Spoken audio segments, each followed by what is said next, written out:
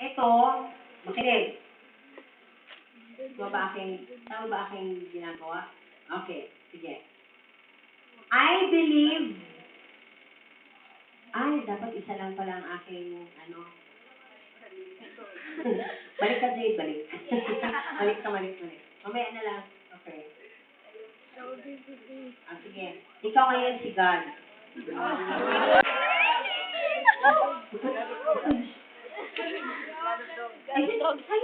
Tayo. Okay. Sige. Ako, si Mylene, believes in God. Si Roberto, hindi ito. Kunwari lang yung just picture na. Ikaw, Roberto, demonyo ka. Sagwa pakinggan mo. Ikaw, Roberto. Sagwa pakinggan, ano? Sige. So, ano lang ko dyan? Atik-atik lang. Sabi pa ng mga bata, atik-atik lang man yan. Ako si Teacher Miles, I believe in God. Ikaw, Roberto, demonyo, believes in God. Believes God.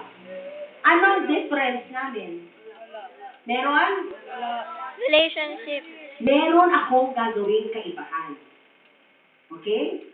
Siya, demonyo, ako, tao, believe in God, but I will have an intimate relationship with God. I will adore God. I will obey God. Wherever God goes, lakad. I will follow Him. Okay? But the devil cannot do that. He cannot do that. Because he is the enemy of God. Because he hates God. He cannot stand the presence of God. Do you understand? Ako, I am fearfully and wonderfully made by God. And God loves me. And I will love God. Ang difference ko lang sa Kanya is I have a relationship with my God. That's how it is.